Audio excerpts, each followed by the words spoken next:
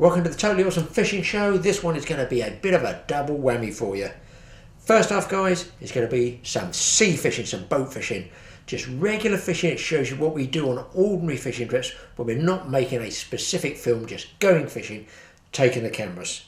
Second half, just sit back, chill out. Going to take you on a walk around some of the finest Hampshire countryside. English summers, you wouldn't want to be anywhere else, would you?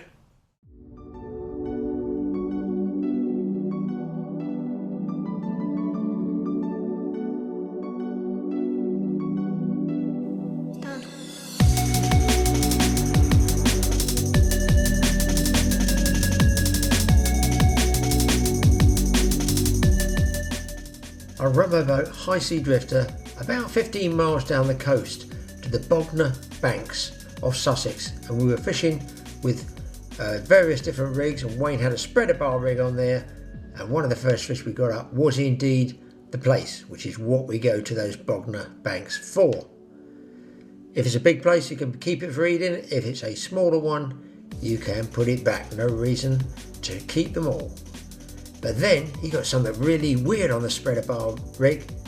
What's this? Another flatfish? No, it's a wrasse.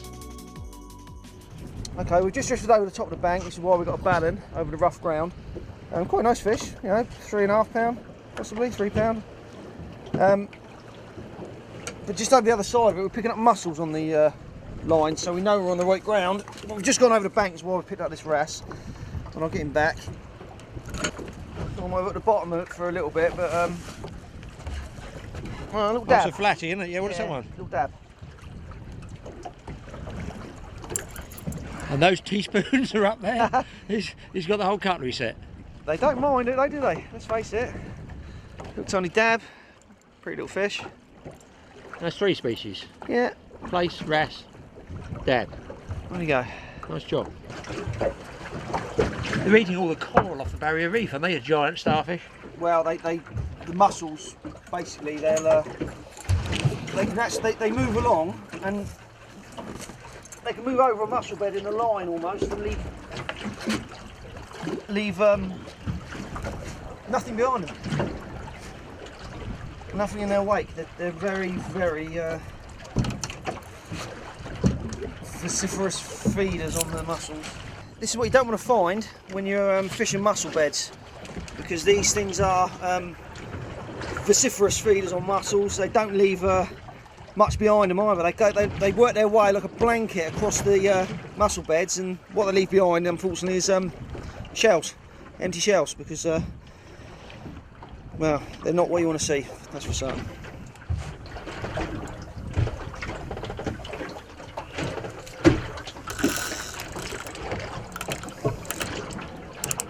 I hope that small hook holds. Definitely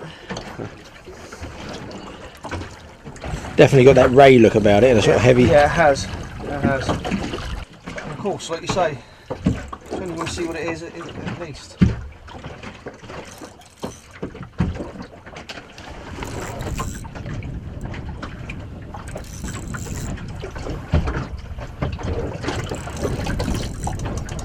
Another place on this one.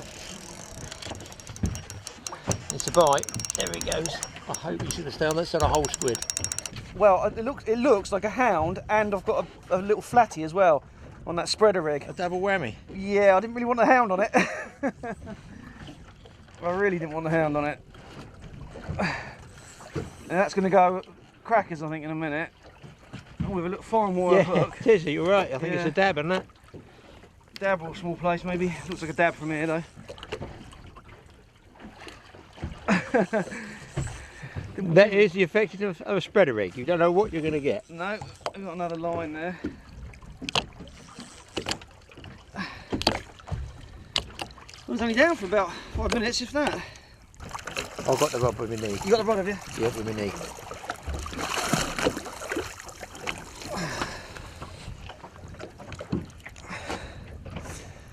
Nice hound there, about £6, I suppose. Yeah, and a dab flying around in the wind like a postage stamp. Little dab there. He's got a belly full of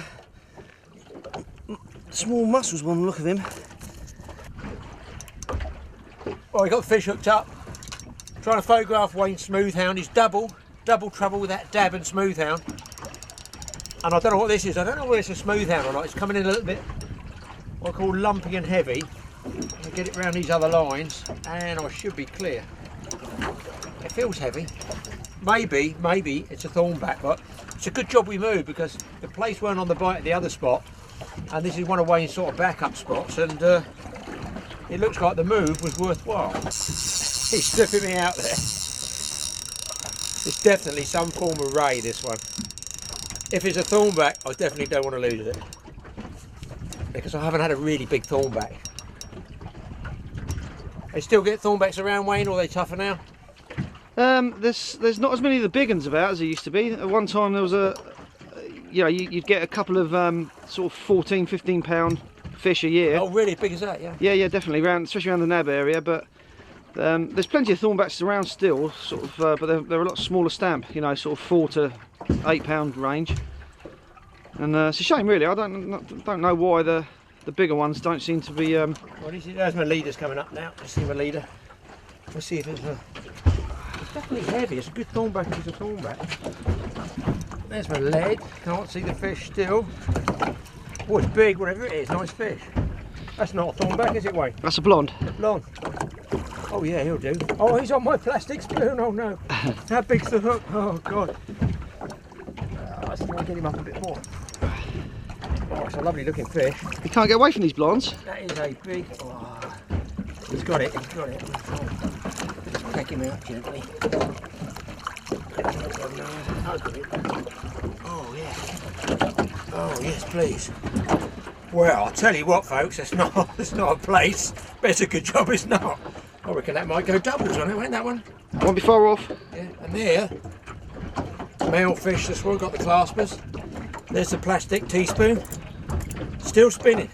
Let's get the chappy back, mainly because I want to get the bait down in the water again. The men to recover. Ooh, straight under the boat there. Right, bait's back in again. Spread a rig again, Wayne? Yes, yeah, it's doing well today. You know, quiet day. Oh, and it's not what we want to see at all. Oh, doggy. There you go. First one of the day. Can't gobble, can we really? No. Not many places you don't get them, unfortunately, but the old spreader rig's working. It shows different species on it. yeah, and quite a few different ones on it. So He's gone. Well, that was out on my boat, High Sea Drifter with Wayne. Just average day's fishing. Nothing giant, but really enjoyable. I seem to remember another enjoyable person on my boat. Yeah, Mike. This time, he's tied himself into a really nice smoothhound. Right, we're off the Bracklesham Bay on a mark called the Hounds. We've just been here about an hour now, I'd say. We had the lines out for some black bream. We put a smoothhound line out with some squid, big bit of squid on there. Sure enough, the reel screams out, and we've got a real decent smoothhound on here. Nearly went round the anchor rope, tangled all the other lines, bit of a nightmare battle. Hook's just hanging there, absolutely hanging there, if you can see. And we're going to try and get him in. Oh, that's a nice big one. Yeah. Watch your anchor rope. Let's see if we can get him. It's just like a small shark. That's a big smoothhound. Yeah. That hook is hanging there. Don't hold him too hard. Right, we've got the fish. We managed to get the leader. The hook's still just hanging there. It's a nice looking smoothhound. If I just pick it up for you slowly. It's definitely my PB, and it's woohoo! High Sea Drifter's PB as well. It's the biggest we've had on here. What a fish! That was a big smoothhound for Mike. But listen, I was out cod fishing. I had a bad cough and cold in the winter, but I still donned the warm clothes. Got out on High Sea Drifter looking for cod. What did I come up with? Yeah, something different. And that's one of the things about cod fishing. In the winter, not only do you get a bad cold, flu, throat, everything else going wrong with you, you don't always catch cod. I know this is not a cod, I think it's a ray, I think it's a thornback. Actually, no, I think it's a small one, a really nice small-eyed ray. comes, here he comes. On squid, just hooked there. Just hit the trace if I can. There he is, there he is. Oh, nice fish, that's a nice fish. Oh, let's bring this one in. Let me get down. Gotta watch that loose hook there. Let's have a look at it. Pretty sure that's a small-eyed.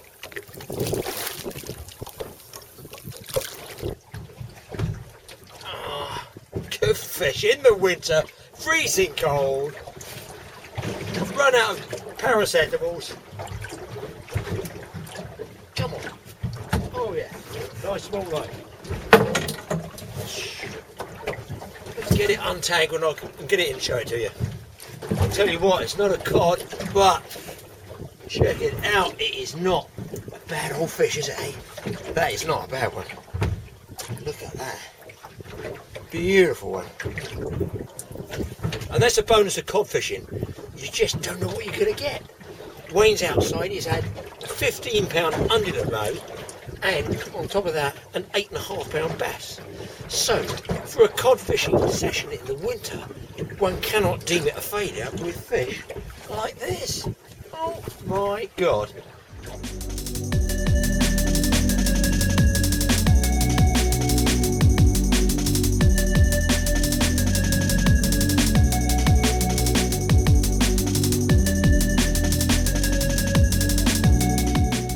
Well, that's the fishing done, guys. Now you can either click off, because the next section is walking in the Hampshire countryside. Nothing better than seeing the English countryside in summer in sort of full bloom. I'm down in Hampshire on what I call it sort of Stockbridge down the area. Nice big long walk, several miles. Take the camera with me, sit back, relax, chill out and enjoy.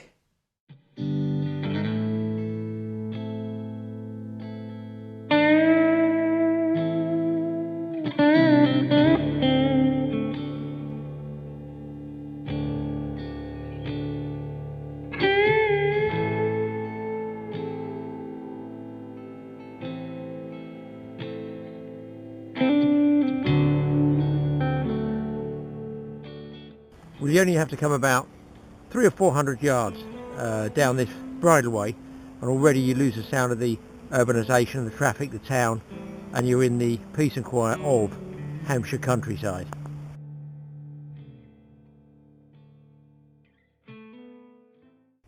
And this is what the English countryside should be like in the summer, and this is the excitement I've got of a brand new walk that I've never been on before. And it is absolutely so peaceful in here. And I also like, although perhaps the camera lens doesn't, or exposures, the dappled effect of the sunlight coming through the trees. Brilliant. Whew. This is a walk. Am I going to want to be taking off any jackets at the top? Who knows? Oh, there's a view, guys, of that one.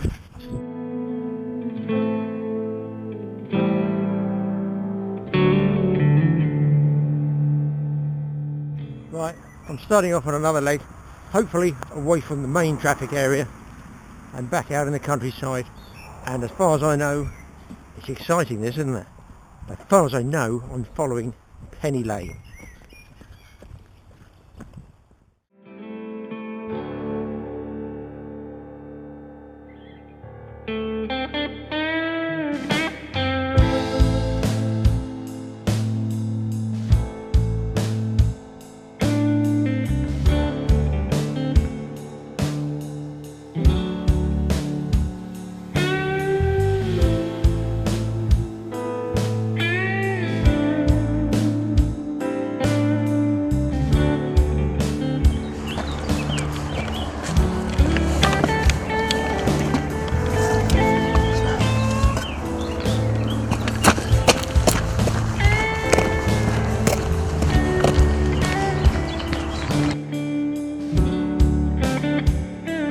Trapped in space,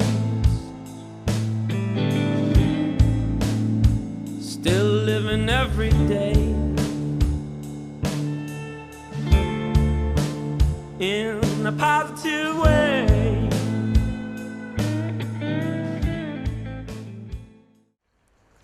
Well, I've come to the second part of this pathway and it's really closing in now, but because it's starting to close in with the undergrowth and the vegetation, it's actually creating a sort of little temperature grade where it's built up and it's butterflies everywhere. And am I having some fun trying to film them? It's next to impossible. You have to take your hat off to all those wildlife photographers to get those ultra super close-ups. I can't, I'm an amateur, but I'd like to get one butterfly in there. I've been chasing about 4 at the moment. I will eventually get one, I hope.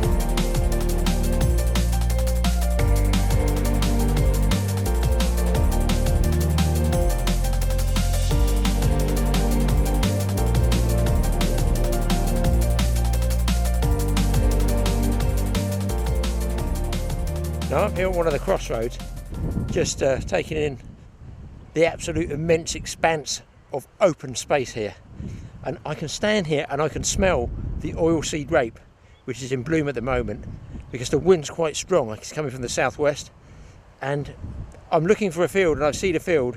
It must be at least, I bet it's a mile away, and I can still smell that oilseed rape there. Now if we can smell it from that distance, what can the creatures smell, you know? All the animals, the rabbits, the deer, the foxes, they must be able to pick smells up from absolutely miles away. What a view. Worth the walk alone just for this. Now look, another example. Don't say I didn't tell you all about the huge growth in ivy covered trees all the way down this drive. Absolutely smothered, this one. Now they can't be doing it any good, can it? And eventually, because that's an evergreen, the ivy, in the winter when we get the storms, there's a huge wind resistance on that, and it's going to blow it over, as it will eventually blow all these beautiful trees over farther down the lane. All the way down, far as you can see, ivy covered.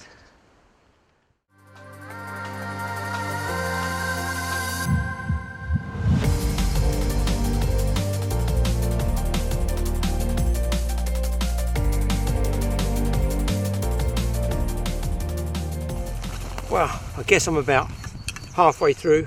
I'm up on Stockbridge Down now. Just going to have a break, have something to eat, and I'll have a go at the second section.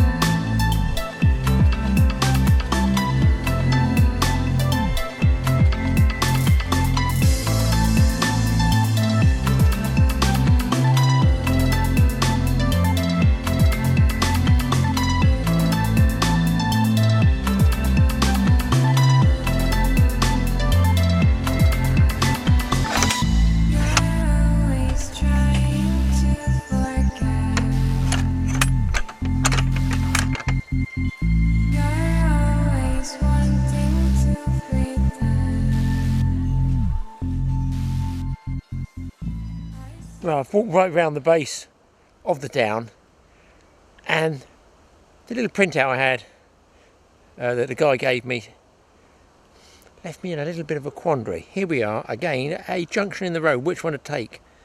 Is it a Scottish saying? Do we take the high road or do we take the low road? Well, the high road could mean quite a bit of walking, but he did say at the base of the hill. And look here, that looks to me like we're at the base of the hill. And he says turn left on the bridleway. So always check with things, people. Exactly. I mean, this is like a National Trust gate thingy, and it says here Hampshire County Council. There we go, bridleway. So I'm guessing we're way down there to the next junction where we need to turn off again.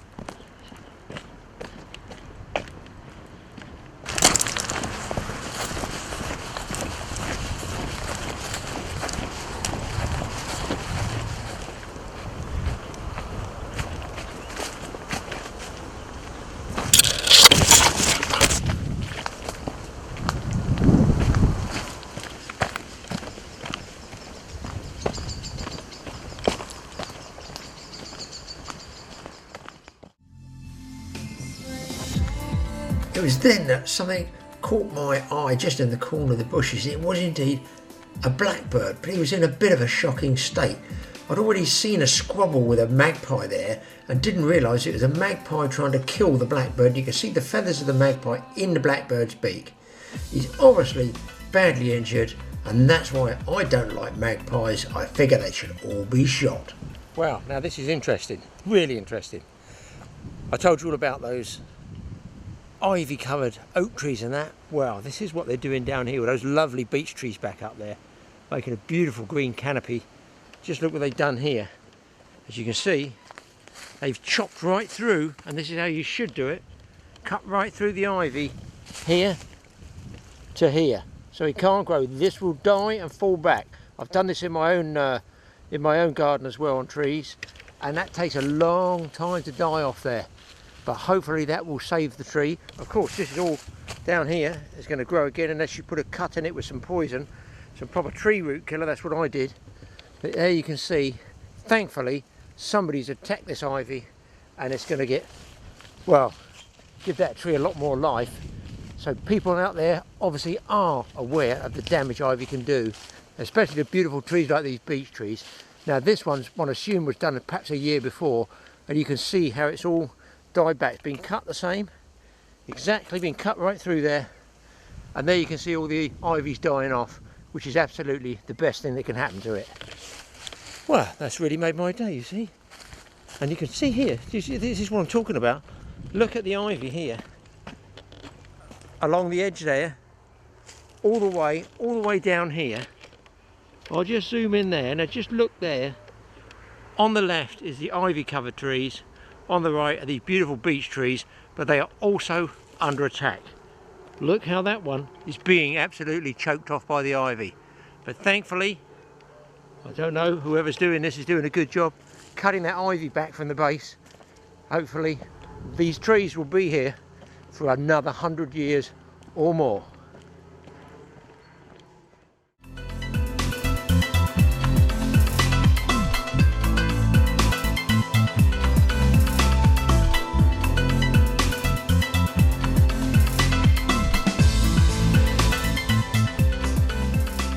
We're on the homeward stretch, guys. Going to turn left onto the main road, back into Stockbridge along the Tess Way. I can't see, got to watch this road here, another road definitely for the yellow jackets, the high-vis jackets, and back on the Tess Way and back into Stockbridge, and I feel a pint. Well, it's quite a hairy road that, but I've got back on the Tess Way. You can see here, it's running right alongside the road. But look what I found. I found, while crashing through the undergrowth, some form of egg. My money is on it being an old pigeon's egg. And even more impressive, let's check this out. This one's got to go home with me. I mean, just look at that. Part of a horn, skull, probably got better teeth than I have, I should think. But what type? Roe deer? I don't know. Fallow deer, who knows? One thing is a very dead deer. I shall take that and bear it back with pride to my wife, who will no doubt treat it with disdain. Let's keep walking, finish off the walk, and take my newfound friend with us.